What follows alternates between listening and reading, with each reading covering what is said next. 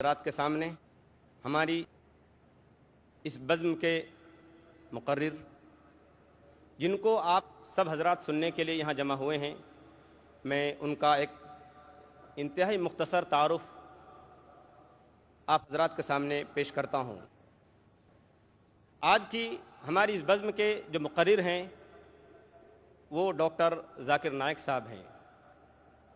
Doctor Zakir Naik نہ صرف ایک بے باک بین الاقوامی داعی اسلام و مفکر، بلکہ مذاہب کے تقابی مطالعے میں آپ کا کوئی ثانی نہیں ہے۔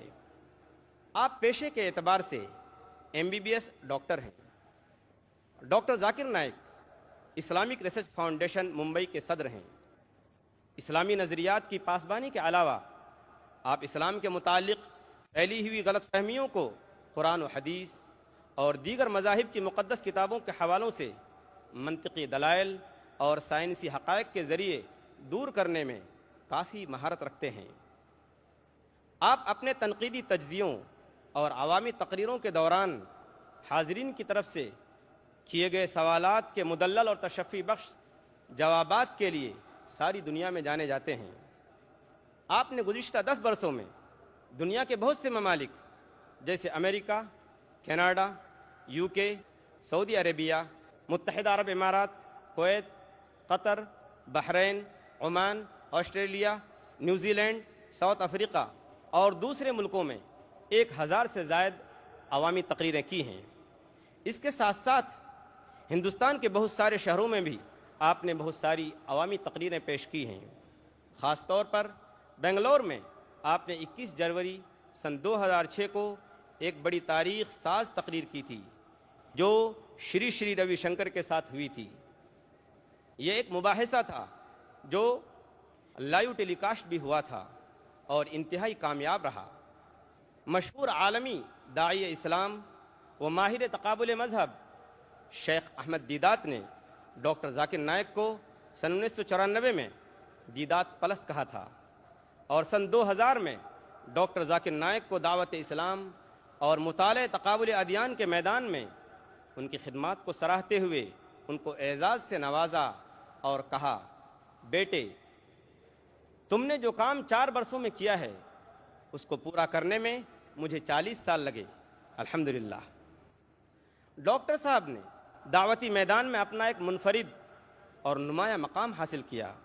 آپ نے موجودہ ذرائع ابلاغ یعنی ماڈرن ٹیکنالوجی کو اپنا کر دعوتی کاموں کو زبردست ترقی دی اور پیس ٹی وی اسی فکر کا نتیجہ ہے۔ پیس ٹی وی اب دنیا بھر کے 150 سے بھی زیادہ ملکوں میں دیکھا جا رہا ہے اور مسلم سماج کی اصلاح اور غیر مسلموں میں اسلام کے متعلق پھیلی ہوئی غلط فہمیوں کو دور کرنے اور اسلام کی صحیح تصویر پیش کرنے میں کافی مؤثر ثابت ہوا ہے۔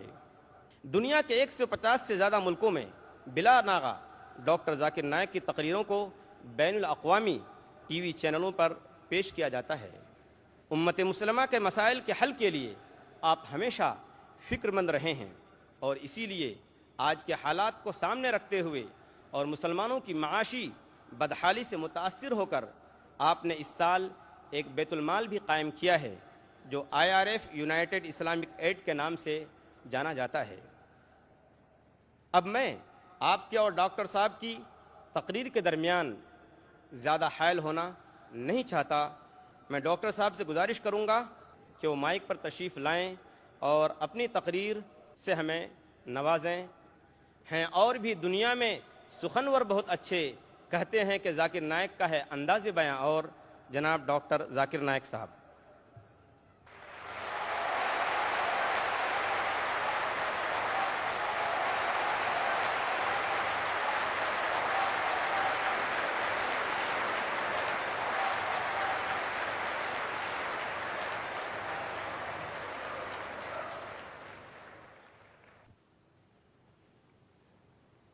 الحمدللہ والصلاة والسلام علی رسول اللہ وعلی آلہ وصحبہ اجمعین، اما بعد۔ اعوذ باللہ من الشیطان الرجیم، بسم اللہ الرحمن الرحیم۔ قل ان کان آباؤکم وابناؤکم واخوانکم وازواجکم وعشیرتکم واموال اقترفتموها وتجارة تخشون كسادها ومساكن ترضونها أحب إليكم من الله ورسوله وجهاد في سبيله فتربصوا حتى يأتي الله بأمره والله لا يهدي القوم الفاسقين رب اشرح لي صدري ويسر لي أمري واحلل عقدة من لساني يفقهوا قولي. میرے محترم بزرگوں اور میرے عزیز بھائیوں اور بہنوں، السلام علیکم ورحمۃ اللہ وبرکاتہ. مجھے بے حد خوشی ہو رہی ہے کہ الحمدللہ 3 سال بعد میں پھر سے پونا میں موجود ہوں اردو تقریر دینے کے سلسلے میں، اور میں اس کے لیے اللہ سبحانہ تعالیٰ کے بعد جناب پی نامدار صاحب کا آبھاری ہوں اور میں شکریہ کرتا ہوں. اور الحمدللہ میں اس کیمپس کے لیے دعا کرتا ہوں کہ اللہ سبحانہ و تعالیٰ اس کیمپس کو نہ ہی صرف پونا میں بلکہ سارے ہندوستان میں انشاءاللہ ایک مثال بن کے رہ جائے. جیسے آپ جانتے ہیں کہ میں اکثر تقریر صرف انگریزی میں کرتا ہوں. چند مواقع پہ جب آرگنائزر اصرار کرتے ہیں تو میں کوشش کرتا ہوں کہ کچھ بات میں اردو میں کہوں. کیونکہ میری تعلیم انگریزی میں ہوئی ہے، ممکن ہے کہ اس تقریر میں جو میں اردو میں کرنے جا رہا ہوں کافی غلطیاں ہوں گی، تو اسی لیے میں تقریر کے پہلے آپ سب لوگ سے معذرت چاہتا ہوں. آج کی تقریر کا موضوع ہے دعویٰ یا ہلاکت. دعویٰ کی کیا معنی ہے؟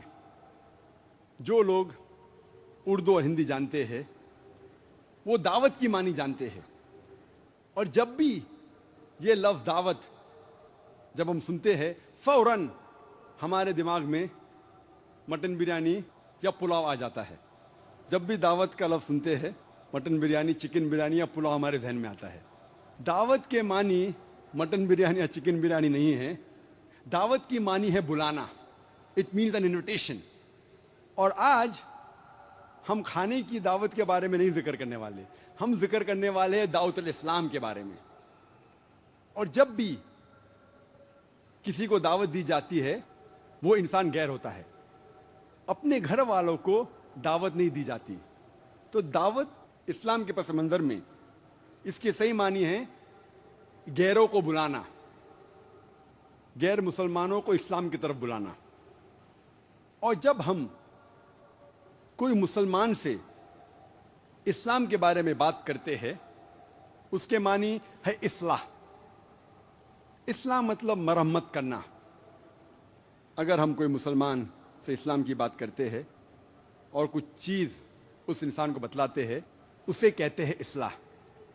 لیکن زبان میں اصلاح اور دعوت جب استعمال کرتے ہیں تو لوگ یکساں کرتے ہیں، لیکن خصوصاً طور پہ یہ لفظ دعوت استعمال ہوتا ہے غیر مسلمانوں کے لیے اور اصلاح استعمال ہوتا ہے مسلمانوں کے لیے. اللہ سبحانہ و تعالیٰ فرماتے ہیں قرآن مجید میں سورہ آل عمران میں سورہ نمبر 3 آیت نمبر 110 میں کنتم خیر امۃ اخرجت للناس. اے مسلمان، آپ ساری انسانیت میں سب سے بہترین قوم ہیں. اللہ سبحانہ و تعالیٰ ہمیں عزت دے رہا ہے. اللہ سبحانہ و تعالیٰ فرماتے کہ ہم مسلمان ساری انسانیت میں سب سے بہترین قوم ہیں. جب بھی کسی کو عزت دی جاتی ہے عزت کے ساتھ ذمہ داریاں ہونا لازم ہے.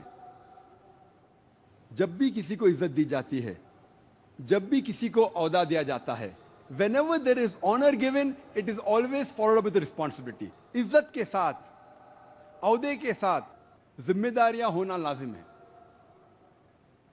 مثال کے طور پہ ایک اسکول میں پرنسپل کا عہدہ ٹیچر سے زیادہ ہے. ایک ٹیچر کا عہدہ، ایک ٹیچر کی عزت کلرک سے زیادہ ہے. ایک اسکول میں پرنسپل کی عزت، پرنسپل کا عہدہ ٹیچر سے زیادہ ہے. ایک ٹیچر کی عزت، ایک ٹیچر کا عہدہ کلرک سے زیادہ ہے. عزت اور عہدے کے ساتھ ذمہ داری لازم ہے. ایک پرنسپل کی ذمہ داری ٹیچر سے زیادہ ہے، ایک ٹیچر کی ذمہ داری کلرک سے زیادہ ہے. جب اللہ سبحانہ و تعالیٰ قرآن مجید میں فرماتے ہیں سورہ آل عمران میں سورہ نمبر 3 آیت نمبر 110 میں کنتم خیر امت اخرجت للناس، اے مسلمانوں آپ ساری انسانیت میں سب سے بہترین امہ ہیں۔ جب اللہ سبحانہ و تعالی ہمیں عزت دے رہا ہے، ہمیں ایک عہدہ دے رہا ہے، اس کے ساتھ ذمہ داری لازم ہے، اور ذمہ داریاں کا ذکر بھی اسی آیت میں ہے، تأمرون بالمعروف وتنہون عن المنکر وتؤمنون باللہ، کیونکہ ہم لوگوں کو اچھائی کی طرف بلاتے ہیں اور برائی سے روکتے ہیں اور اللہ سبحانہ و تعالیٰ پر ایمان لاتے ہیں۔ اللہ سبحانہ و تعالیٰ ہمیں خیرہ امہ کہہ رہا ہے کیونکہ ہم لوگوں کو اچھائی کی طرف بلاتے ہیں اور برائی سے روکتے ہیں۔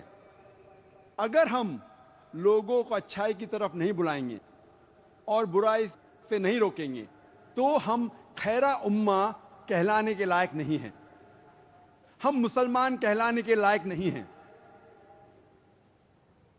اگر ہم خیرہ امہ ہے، اگر ہم مسلمان ہیں تو ہمارے پہ فرض ہے کہ ہم لوگوں کو اچھائی کی طرف بلائیں اور برائی سے روکیں۔ اگر ہم لوگوں کو اچھائی کی طرف نہیں بلاتے ہیں اور برائی سے نہیں روکتے ہیں تو ہم مسلمان کہنے کے لائق نہیں ہیں، ہم خیرہ امہ کہنے کے لائق نہیں ہیں۔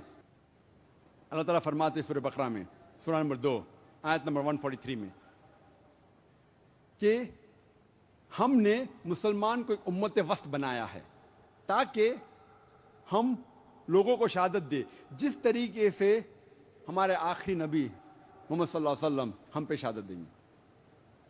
اور اس تقریر کے شروعات میں نے قرآن مجید کی ایک آیت کا تلاوت کی، سورہ توبہ سورہ نمبر 9 آیت نمبر 24۔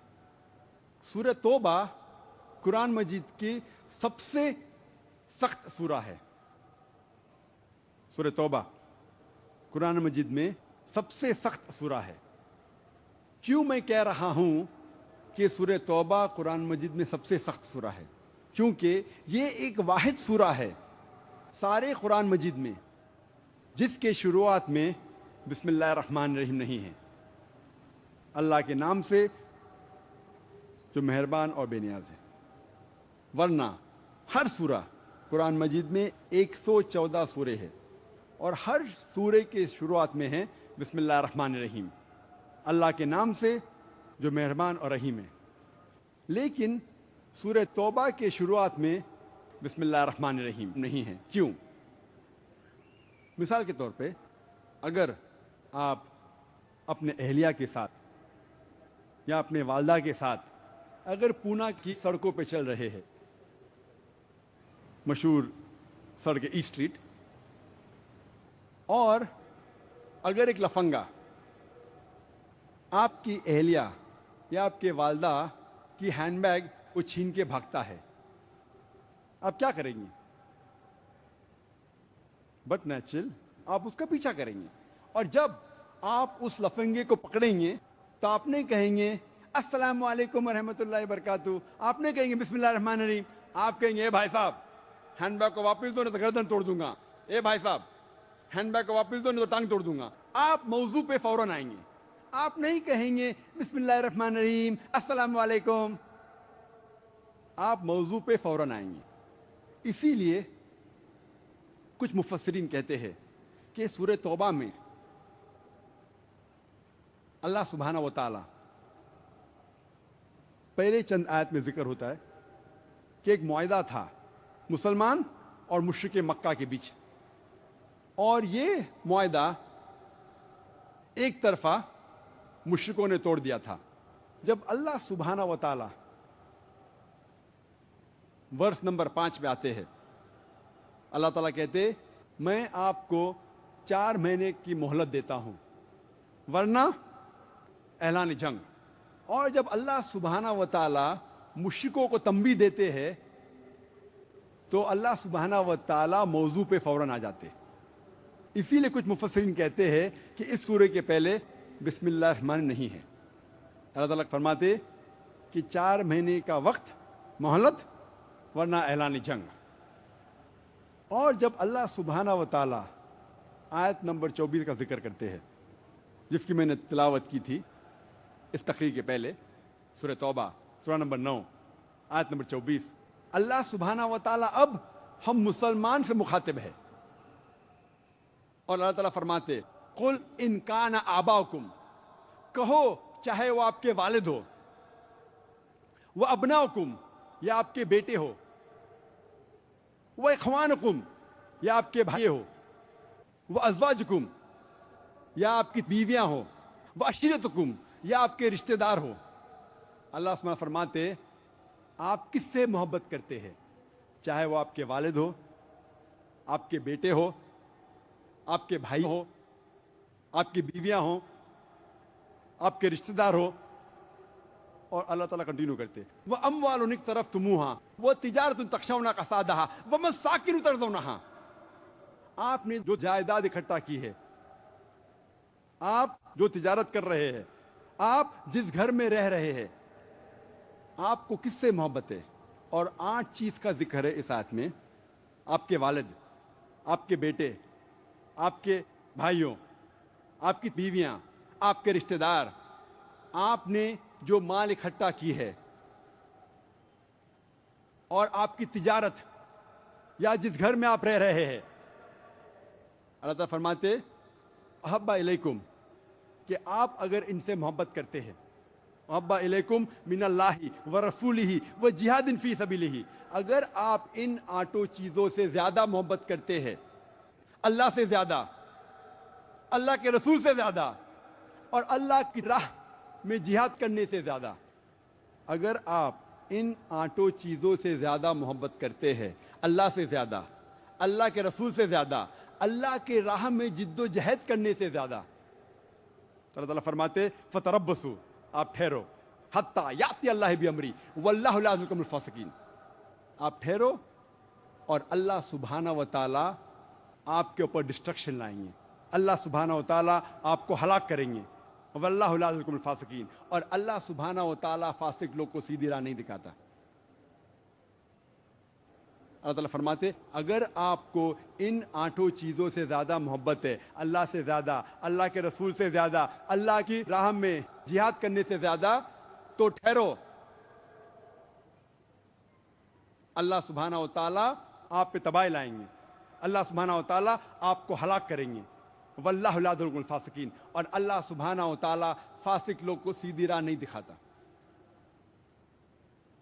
اللہ تعالیٰ فرماتے سورہ محمد میں، سورہ نمبر 47 آیت نمبر 38 میں، وَإِن تَتَوَلَّوْا يَسْتَبْدِلْ قَوْمًا غَيْرَكُمْ ثُمَّ لَا يَكُونُوا أَمْثَالَكُمْ، اگر آپ اللہ کی بات نہیں مانیں گے، اللہ سبحانہ و تعالیٰ آپ کی جگہ ایک دوسری قوم لے آئیں گے، یستبدل قوما غیرکم ثم لا یکون امثالکم، اور وہ آپ کے جیسے نہیں رہیں گے۔ اگر آپ اللہ سبحانہ و تعالیٰ کا کہنا نہیں مانیں گے، اللہ سبحانہ و تعالیٰ کے پیغام پہ عمل نہیں کریں گے، تو اللہ سبحانہ و تعالیٰ آپ کی جگہ ایک دوسری قوم کو لے آئیں گے اور وہ آپ کے جیسا نہیں رہیں گے۔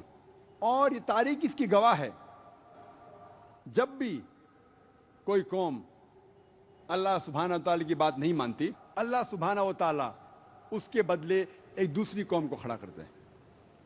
اور اس کی مثال سورہ جمعہ میں بھی ہے، اللہ سبحانہ و تعالیٰ نے اپنے پیغام کے لیے پہلے یہود کو چنا تھا، اور اللہ تعالیٰ فرماتے ہیں سورہ جمعہ میں، سورہ نمبر 62 آیت نمبر 5 میں، کہ یہودی کو اللہ سبحانہ و تعالیٰ نے پیغام دیا تھا، لیکن ان کی مثال ہے گدھے کی طرح، گدھے کے پیٹھ پہ کتاب لا دی جاتی ہے لیکن ان کو کچھ فرق نہیں پڑتا۔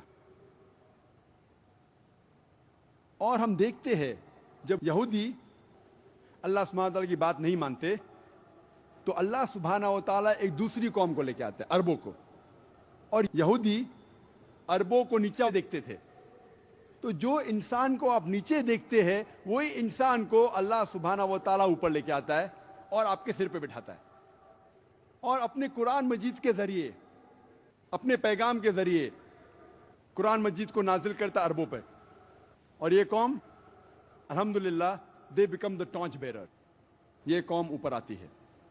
لیکن آج اگر ہم مسلمان اللہ سبحانہ و تعالیٰ کے احکامات پر عمل نہیں کریں گے تو اللہ تعالیٰ فرماتے یستبدل قوما غیرکم ثم لا یکون امثالکم، اگر آپ اللہ کی بات نہیں مانیں گے، اللہ سبحانہ و تعالیٰ آپ کی جگہ ایک دوسری قوم کو لے کے آئیں گے اور وہ آپ کی طرح نہیں ہوں گی. جب ہم مسلمان سے پوچھتے ہیں، اور میں آپ سے بھی پوچھنا چاہتا ہوں کہ آپ اس سارے کائنات میں سب سے زیادہ محبت کس سے کرتے ہیں؟ میں آپ سے پوچھنا چاہتا ہوں کہ سارے کائنات میں آپ سب سے زیادہ محبت کس سے کرتے؟ کس سے کرتے؟ اللہ سے. ماشاء اللہ.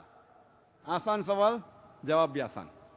اگر آپ کوئی بھی مسلمان سے پوچھیں گے اس سارے کائنات میں آپ سب سے زیادہ محبت کس سے کریں گے، تو جواب ہے اللہ سبحانہ و تعالیٰ. یکساں جواب.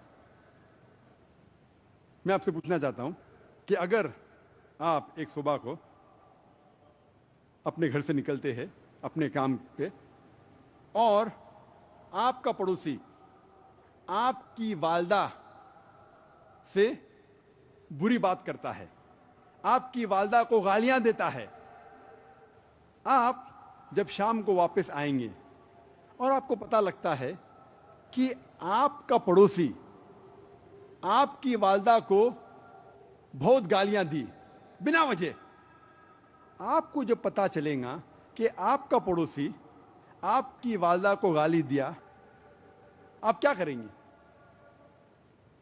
کیا کریں گے آپ؟ اگر کوئی بنا وجہ آپ کی والدہ کو گالی دیتا، آپ کیا کریں گے؟ لوگ کہہ رہے ہیں ماریں گے، کوئی کہتا میں تنگڑی توڑوں گا، کوئی کہیں گا میں جان لے لوں گا. اگر بنا وجہ کوئی انسان آپ کی والدہ کو گالیاں دیتا ہے تو کیا کریں گے؟ کوئی کہتا میں ماروں گا اسے، کوئی کہتا تنگڑی توڑوں گا. کیوں؟ کیونکہ ہم اپنی والدہ سے محبت کرتے ہیں. کرتے ہیں کہ نہیں؟ ہاں کہ نہیں؟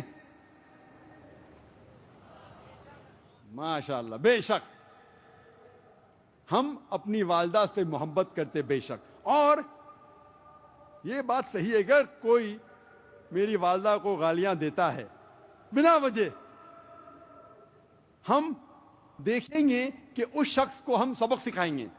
اگر ہم خود بدلہ نہیں لے سکتے، ہم دوسرے کو لے کے آئیں گے بھاڑے پہ، لیکن اس کو سبق سکھائیں گے. سکھائیں گے کہ نہیں؟ ہاں کہ نہیں؟ بے شک. کیوں؟ کیونکہ ہم اپنی والدہ سے محبت کرتے ہیں. کوئی بھی انسان اگر اس کی والدہ کو کوئی گالی دیتا ہے تو وہ اس انسان کو سبق سکھائیں گا.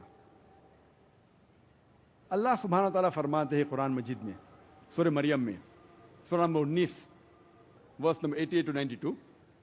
اللہ تعالیٰ فرماتے وَقَالُوا اتَّخَذَ الرَّحْمَنُ وَلَدًا، وہ لوگ کہہ رہے ہیں، نصارہ لوگ، کہ اللہ سبحانہ و تعالیٰ نے بیٹا جنا. وَقَالُوا اتَّخَذَ الرَّحْمَنُ وَلَدًا لَقَدْ جِئْتُمْ شَيْئًا إِدًّا. یہ سب سے بری گالی اللہ سبحانہ و تعالیٰ کو دی کسی نے. اگر کوئی کہتا ہے کہ اللہ سبحانہ و تعالیٰ نے بیٹا جنا، اللہ سبحانہ و تعالیٰ فرماتے قرآن مجید میں کہ وہ سب سے بڑی گالی ہے اللہ کے لیے. وَقَالُوا اتَّخَذَ الرَّحْمَنُ وَلَدًا لَقَدْ جِئْتُمْ شَيْئًا إِدًّا تَكَادُ السَّمَاوَاتُ يَتَفَطَّرْنَ مِنْهُ. اور اگر آسمان کے پاس جذبہ ہوتا تو آسمان پھٹ اٹھتا. وَتَنشَقُّ الْأَرْضُ، اور یہ زمین پھٹ اٹھتی. وَتَخِرُّ الْجِبَالُ هَدًّا، اور یہ پہاڑ گر پڑتا. اللہ سبحانہ تعالیٰ فرماتے ہیں اگر کوئی اللہ سبحانہ و تعالیٰ کو گالی دیتا ہے اور کہتا ہے کہ اللہ نے بیٹا جنا، اگر آسمان کے پاس ذرا بھی جذبات ہوتے تو آسمان کھل اٹھتا، یہ زمین پھٹ اٹھتی اور یہ پہاڑ گر پڑتا. لیکن ہم مسلمانوں کو کوئی فرق نہیں پڑ رہا ہے. ہم کہتے ہیں کہ ہم اللہ سبحانہ و تعالیٰ سے سب سے زیادہ محبت کرتے ہیں، اپنی والدہ سے زیادہ، اپنے والد سے زیادہ، اپنی بیویوں سے زیادہ کہتے ہیں، لیکن حقیقت میں اس پہ عمل کرتے کیا؟ ہم کہتے ہیں کہ ہم اللہ سبحانہ و تعالیٰ کو سب سے زیادہ چاہتے ہیں، اپنی والدہ سے زیادہ، اپنے والد سے زیادہ، اپنے بیٹوں سے زیادہ، اپنی بیویوں سے زیادہ ہم کہتے ہیں، لیکن کیا اس پہ عمل کرتے؟ اگر کوئی آپ کی والدہ کو گالی دیتا ہے تو آپ کو اس کو مارنے کا ہے، آپ کو اس کی ٹنگری توڑنے کا ہے.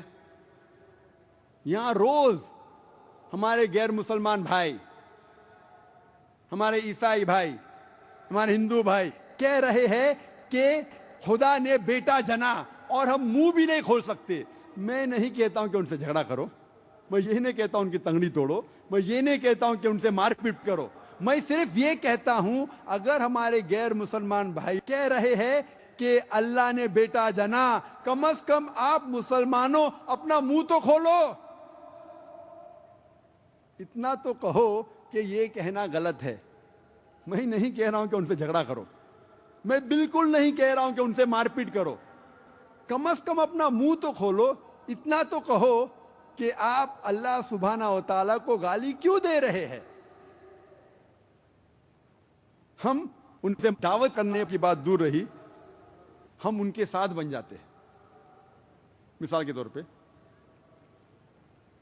ابھی 2 مہینے بعد ایک تہوار آئے گا کرسمس,